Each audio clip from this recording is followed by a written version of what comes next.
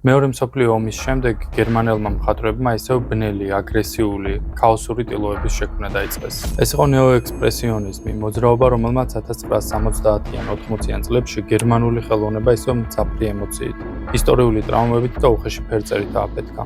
ისეთი არტისტები, როგორებიც იყვნენ მაგალითად გეორგ ბაზელიძე, ანსელმ კიფერი და იერკი მენდორფი რეალურად გერმანიის მეხსიერებას ებრძოდნენ. კიფერი თავის მონუმენტურ დამწვარი მიწის მსგავს ტილოებში ნაციზმის, ომის და ეროვნული დანაშაულის თემებს ეხებოდა.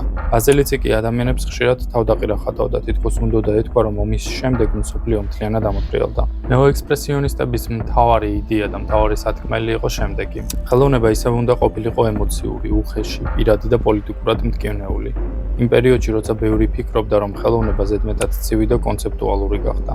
მათ დაბრუნეს დიდი ტილოები, მძიმე ტექსტურები და დაუმუშავებელი ენერგია. ეს იყო არა ლამაზი ხელოვნება, არამედ ხელოვნება, რომელიც გაწუხებს.